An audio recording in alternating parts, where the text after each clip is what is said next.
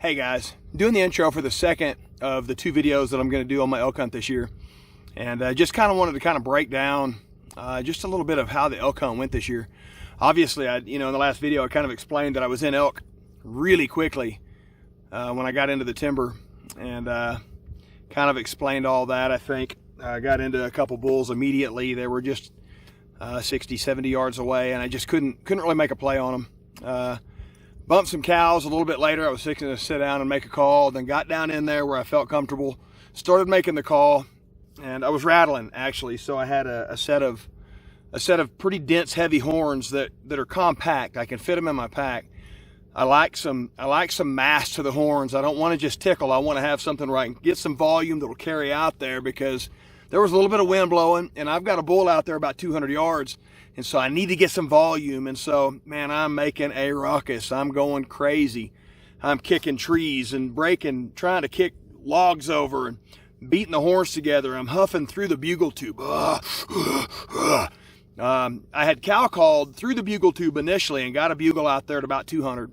Thought I wanted to close the distance a little bit, but there was a avalanche chute about 40 yards away that I didn't want to expose myself going across that avalanche chute. So I decided to just wait and try to bring him to me. 200's not that far to bring a bull in rattling. So settled in and went to work. And I was making an absolute ruckus trying to rip the forest down. And about, just a few minutes in, I could see him. He broke through the trees on the other side, coming across that avalanche chute.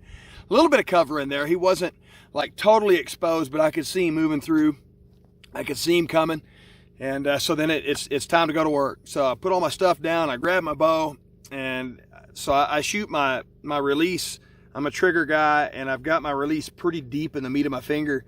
And so it can be a little bit hard to get the release hooked up to the D-loop. It's simple when I'm shooting a piece of styrofoam, but when there's a bull bearing down on you, all of a sudden it gets a little complicated. And so he's out there at 60, 70 yards when I first see him, maybe 80. And so I set everything down, I get my bow, and I'm trying to get the D-loop hooked up, and I look up, and now he's at probably 40. And so I'm really getting frantic. I've got a glove on, and I've got a hole cut in the glove for my release to stick out that hole, and I've got my trigger finger where the hole cut in it where I can pull the glove back over my finger. But I've got a glove over my middle finger, and I've lost a little dexterity, and I'm really struggling trying to get that release hooked up to my D-loop. Well, I look up again, and he's at 25 bearing down on me, and I'm sitting in the trail that he's coming on. And so in my mind, I'm thinking, just get it hooked up, get this thing drawn. He's going to move behind one tree as he goes. The trail just kind of has a little bit of a zag in it, so he's going to go behind a tree. I get hooked up, his head's behind the tree, I get the full draw, and he's coming now. He's inside of 10 yards, and I'm thinking in my mind, anchor point, shot, break clean, and jump out of the way. Well, everything went pretty much to plan, except for the shot, break clean, and jump out of the way. I ended up jumping first and then shot. Well, as it turns out, I never understood how somebody could miss a bull inside of 40 or 50 yards even, and I missed him at 4 yards. Well, I shot, I missed, he whirled, starts blowing down the mountain, and it's steep. Cow call, and he stops out there at 42, quartering pretty hard. Not as hard as it was that when the shot actually broke. He just started to move away. I was looking at trying to get him kind of far back and catch that offside lung. Well, as he started to quarter away, I caught him really far back, as you can see. But I shoot a heavy arrow, I shoot a cut-on contact broadhead, and I've got some weight up front. I spend a lot of time with my arrows to get them true, so I don't get a lot of impact paradox, meaning if the arrow's flying kind of cattywampus, when it hits the animal, then the energy can kick out of the tail. So I spend a lot of time trying to get everything true. I work on my grip. I do a lot of stuff to make sure my arrow works right. I do shoot heavy. And it worked out. I hit him bad. He just started to move. I hit him bad. I wasn't even sure that I hit him, if I'm honest, simply because as he started to move, the shot broke. And when he moved behind a limb. And so I wasn't even sure that I hit him. Well, I didn't hear it. He just continued to walk away slowly like nothing ever happened. I was a little sick, to be honest, and just had to sit and wait. And I'm glassing, looking for my arrow. I'm glassing, looking for any kind of blood. I don't see anything. So I'm pretty disgusted at this point, demoralized. I put all this work in, and no, doesn't look like it's going to happen. So I didn't wait near long enough, but I did move down to try to find where the arrow would be. Got down there, and no arrow, but immediate blood, like crazy copious amounts of blood. So I start tracking. It's been rainy there. It's really quiet in this timber. You can move absolutely quietly. So I'm moving and glassing real slow. And I probably went about 60 or 70 yards, and there was a little knoll, and I got up on that knoll and I glassed over, and there he was. And so he was done. He was expired, but I wanted to make sure. So I knock another arrow. Well, now the adrenaline's pumping again. And I can say this, at 35 yards, I tried to draw on this bull that was laying there dead, but I wanted to make sure. And I shot and hit a tree. I can't even tell you how far off I was. I did a trigger slap and jumped and completely missed him again. So then I knock another arrow and get it done just to make sure that he was expired. So I've got to figure out how to sort through that. I do a lot of hunting. I hunt more than anybody that I know. I don't think I've ever met anybody that gets to hunt as much as I do. It's what we eat. We don't buy meat. So I hunt year round. As far as hunting in Texas, I can take pigs year round. Anyway, yeah, I've never experienced it quite to that degree. I think I'm going to start doing some competition archery shoots and try to get that sorted out, to try to work out just some of the buck fever, if you will, elk fever, whatever you want to call it. Was overwhelmed with it. That being said, it's a tough deal. You take a huge animal's life, and I respect them. I really do respect these critters, and I don't know how else to put it. It was emotional. I did. I cried. It's gnarly. It's a gnarly thing to realize you're going to take the life of something so big. But at the same time, we've got a couple 100 pounds of meat out of this deal that we're going to be eating on. We've been eating on it virtually daily since I harvested the bull. And for me, it was kind of an experience of a lifetime. I really enjoy getting out and doing what I do, and then seeing God bless us with this meat for, that'll last us a year. So anyway, yeah, this is the intro for that video, and I really am grateful for you guys coming and hanging out and being a part of it. And I don't know, yeah, it's elk hunting, and it's gnarly, it's hard, it's tough. Then you got to pack the thing out of the woods, and we've got a bunch of footage of that. So anyway, let's go check out this second episode of the 2021 solo archery backcountry elk hunt that was only solo till I shot him, and then Brookie come and help me pack him out. Let's go check it out. Blessings, guys.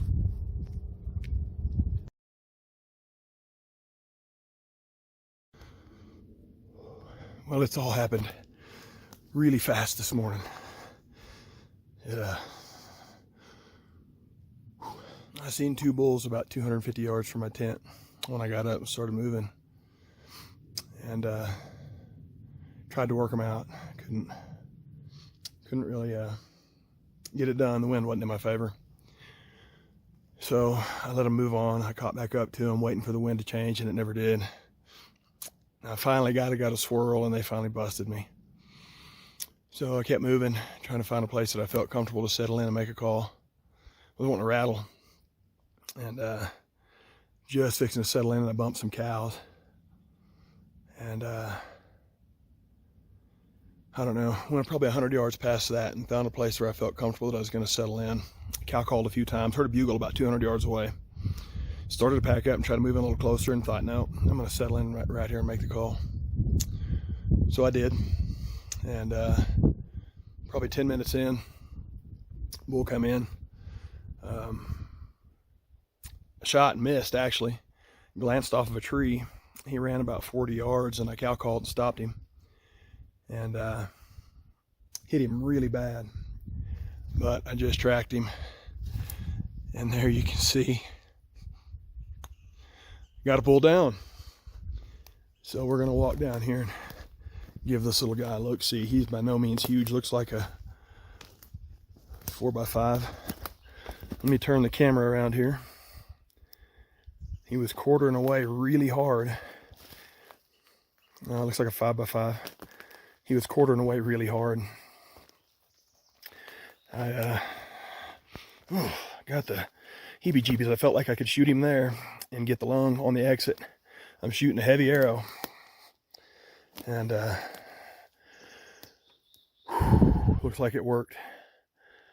I'm genuinely beside myself. I mean, I've got a lot of work into this. I put another arrow in him when I was coming down on him just to make sure he was dead. Oh my goodness, what a huge animal. I kind of can't quit shaking. And I am deep. I'm probably 3 miles from the pickup. The pickup is a good haul from town. I guess I'm gonna have to try to get back up and get cell service and get the wife and kids coming, because I cannot get this animal out here by myself. So 15-hour drive, and we got work to do. Dude, I can't quit shaking. I can't quit shaking. Yeah, there's that other arrow that I just sent through.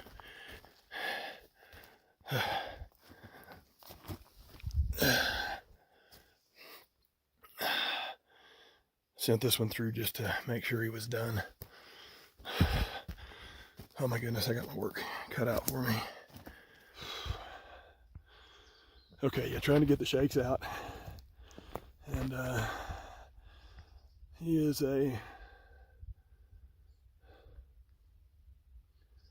just small, well-tailed 5x on this side, and that other side broke off. But sure enough, bull down. Oh my goodness, what a huge critter. Thank you, Lord. I left my pack about a quarter mile back up the mountain. I don't have my camera stand.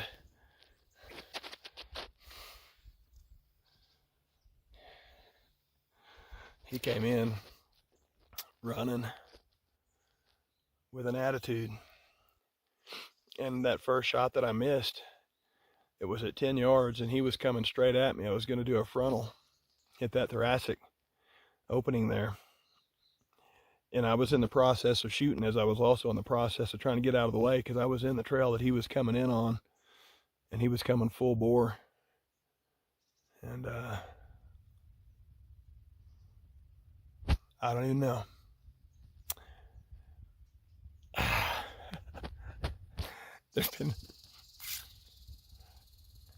There's people praying for me to have success on this hunt. I've had 2 ladies message me and say, we're praying that you have a successful hunt. And when I left Texas 5 days ago,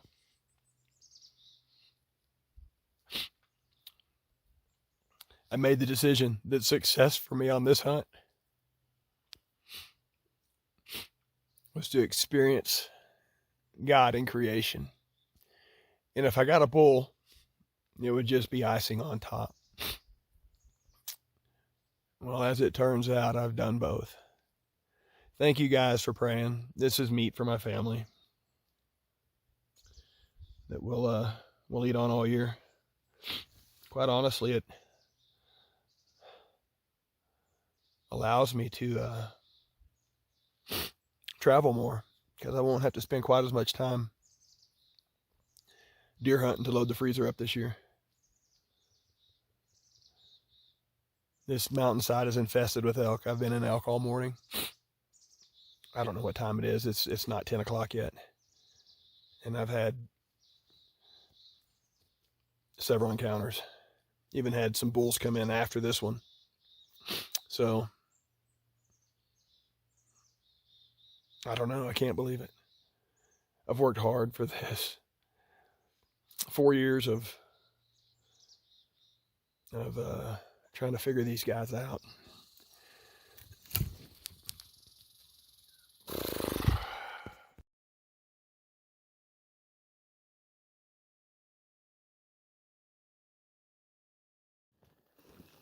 Had to run back to the pickup and get some gear. I'm back down to the bull now, obviously, and fixing to start breaking him down.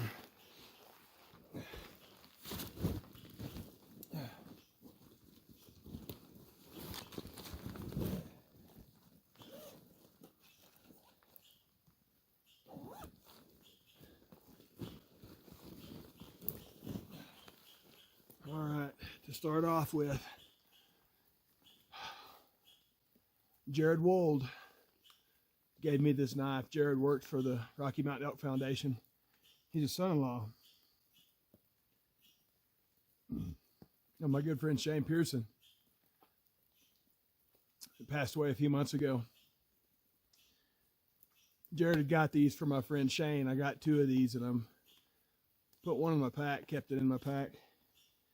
And I'm going to break that elk down in part with this knife that was intended for my good friend Shane Pearson. Jared, thank you. AP 503 for sure. Thinking about you right now. Your mama. I love you guys. I got a lot of work to do. Here we go.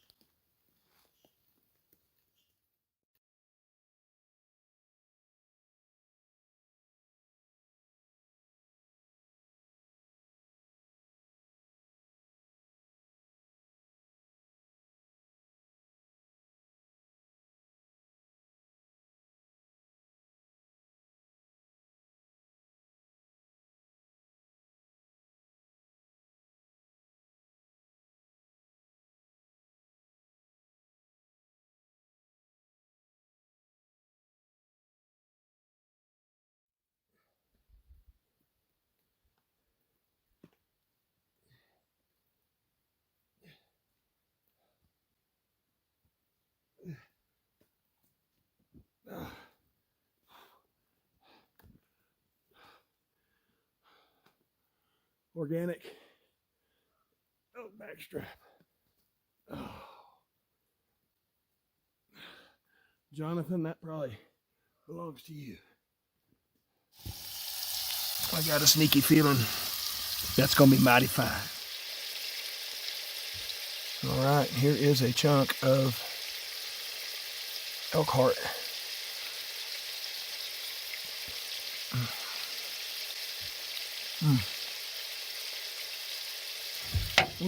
Earbud just fell out. Very tender.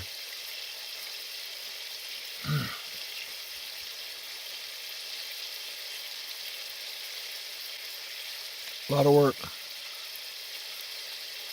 This solo backcountry stuff is a lot of work, but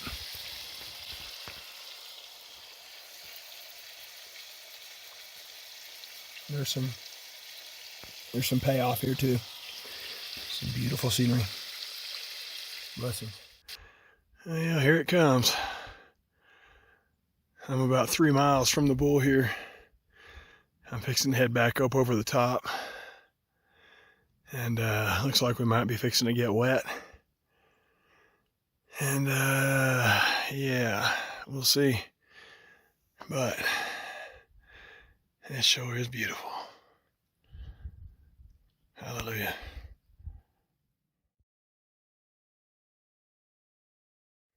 All right. I shot the bull yesterday. Had to run back to the truck and get gear to break him down. Come back in, break him down. I took 1 load of meat out yesterday. And I got another load right now headed up. And it's just no joke in here. It's so steep. I don't know if the camera does it any justice, but it's gnarly. And I don't know, he's hanging 50 yards behind me, and I've had to take 2 breaks between there and here. You can take, I try to take 100 steps at a time, but when it's super steep, I'm only getting 50, and they're just baby steps, and then I got to stop and let my legs cool down and let my lungs catch up. So I've got a hindquarter off the bone in my pack right now. I don't know what it weighs. It's probably, I don't know, I'd guess 60 pounds or something. I don't know for sure. Along with my water, and I got the pistol in here and rain jacket, and you know, so I'm getting up to the 70-pound mark right out of the box, and dang, you feel it. Definitely be taking all the meat off the bone to pack it out. It's just too much work to pack femur bones out of here. So anyway, Brookie will be here in a little bit. We'll try to do another run this evening when she gets here, and hopefully we'll have a 2-run day out of the deal. Blessings.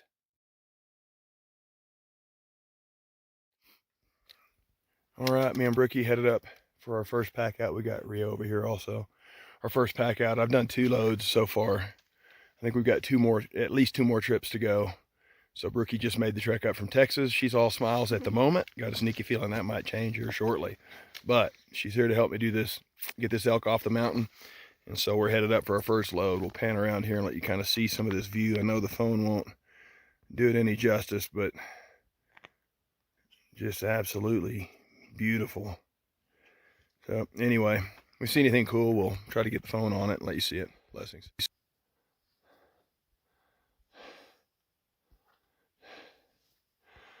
Oh, Brookie bringing the shoulder down. We're fixing to take the meat off the bone.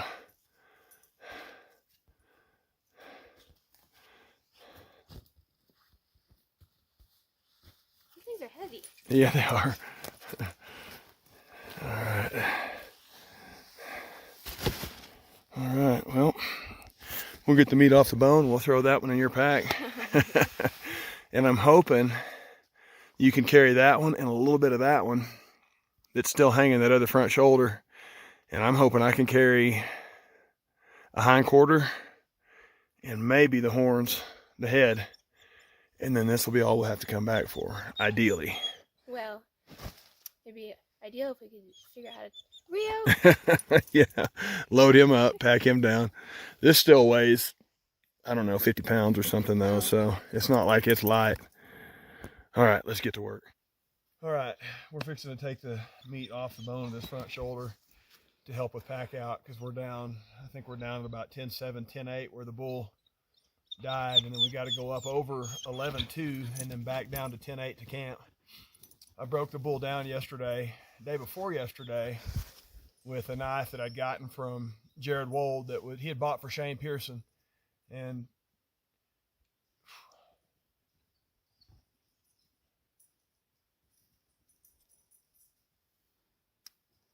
of course, Shane passed away. So I got that knife and broke the bull down with it. This knife I got from my friend Alan Young. I walked to Emmaus, and this is a Moormaker knife. I've not used it a lot. I carry a pocket knife all the time, but I carry a pocket knife that latches on, just has a little hook on it, clip on it, hook it on my pocket. But I got this for working a walk to Emmaus, and I don't know, it's just always been a special knife to me. I enjoy working those walks. They're an absolute blessing. And I like getting something, if they're going to give something that a man can actually use versus, you know, something to hang on the wall. I'm a male and I want to have something to use. And so Alan Young, this walk, that knife you give me on walk 206, I believe it was.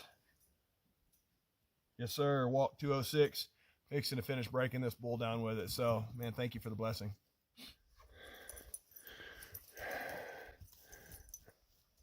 Is it riding too low on you? You feel like it's okay?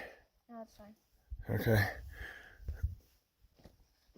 Well, so far, you haven't taken a step yet, but what do you think of your first? I think it's going to be interesting. Yes. Yeah. All right, I'm going to shut the camera.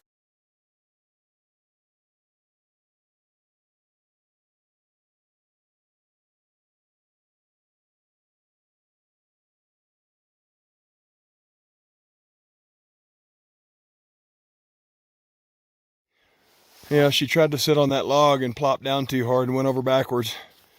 So, Mama's gonna have to try to help her up. 6, 4, 1. Pack is full of meat. 3.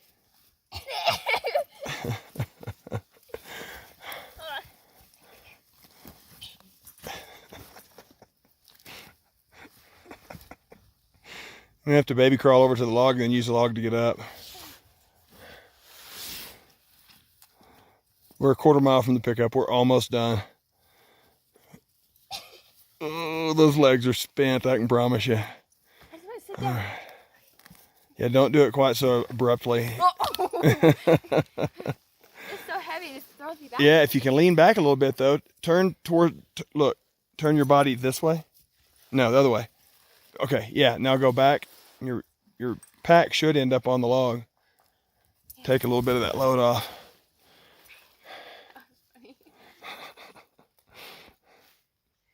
Yeah, that was pretty epic. All right, yeah, quarter mile from the pickup. I'm not stopping again. This is it. It's all downhill. We got this.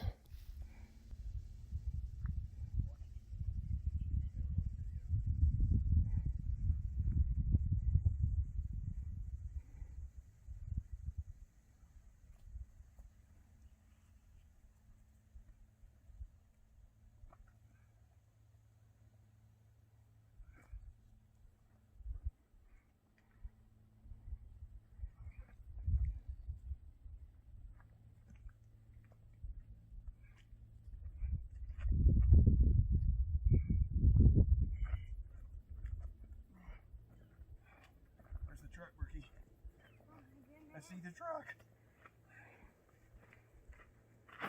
Wow. Whoa. Almost bought it right there.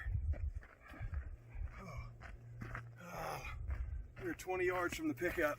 Didn't think I would ever see this position right here with this last load.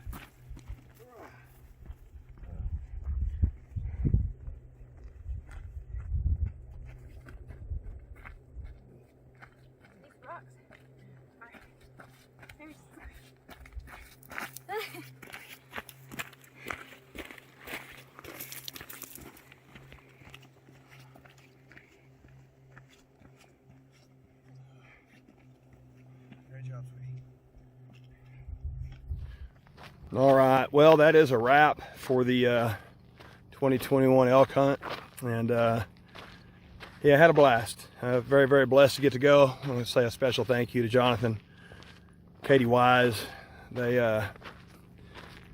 hooked me up with an elk tag, and I don't know if you realize it, but that's a chunk of change, and very blessed to get to go do the things that I get to go do. And there's a lot of people in my life that want to support what we do, and they support us in different ways, and that's just an example of ways that folks do support us. And so they hooked me up with an elk tag, and I got a freezer full of meat because of it. And of course, sure enough, probably going to hook them guys up with a big old slab of back strap or something good like that. But yeah, I hope y'all enjoyed watching it. I've got some other stuff that I'm trying to get put together. I'm going to try to do some whitetail hunting up in Missouri. I got a good buddy from school that messaged me last night, and he's got a place in Texas, and kind of offering up a chance to come and maybe do some axis deer hunting. And of course, I've got an orphanage down in Mexico that they are wanting all the meat I can get them. So looking to try to get some more pig down there to them, and some extra whitetail tags that we've got there at my house with my wife and kids. And so quite a bit of hunting to do, quite a bit of fishing to do. So anyway, man, I'm really blessed to get to do the things I get to do. I'm standing out here at a motocross track that I just did 3 days of announcing at. A few days ago, I'm fixing to head over to Kalispell, Montana. I've got a referee a wedding there, actually officiate, but I think calling it referee is cute. Now, this couple that I'm getting to marry, super excited. Taylor Mann, good friend of mine, professional motocrosser here in Montana, getting married off, and so I get to go spend that time with them. But man, it's just beautiful out here today. It's late in the evening, the smoke kind of blew in and out. You can see the moon there over my shoulder. It's just absolutely gorgeous. And I know it gets redundant when I talk about the beauty of creation, but it shouldn't. Those angels, they cry, holy, holy, holy, and they raise back up, and they go back down, and they say it again, and every time they come back up, they see something just about like what's over my shoulder there. They just see the beauty of God, and they continue to cry, holy, holy, holy. I think a lot of times we allow things in our lives to get redundant that we shouldn't allow to get redundant. And if we'll resist the redundancy of the beauty of just the breath in our lungs, man, life is just better. So I want to encourage you guys not to like or to subscribe or to share, but to count your blessings. And as you go through your day-to-day, those things that you find that you've been taking for granted, man, just be grateful for them and let that inspire you to be more God-like, more Jesus-like. Because as a whole, I look at the body of Christ right now, and what I see is a depressed, decrepit, powerless bunch of sissies. I'm not going to make friends by making that statement, but I'm just telling you what I see. And I feel a strong urge to encourage people to understand the power and the authority that they walk in when they become children of God. So, man, I thank you guys for watching, hanging out. If you're a child of God, poke your chest out, not in an egotistical way, but just in a way of understanding that the Spirit of God, the creator of heaven and earth, lives inside of you. And glory to God, man, that's got to change you. And if it don't, question whether the Spirit of God lives inside of you. And get yourself in that situation where you know without a shadow of a doubt that you're walking with the King of Kings and Lord of Lords, because there's going to come a day when you're going to stand before him. And he's either going to say, well done, good and faithful servant, or depart from me, for I never knew you. Man, I got a sneaky feeling that day might be coming a whole lot quicker than a lot of us may have thought. Make sure you're right with the Lord. Blessings, guys.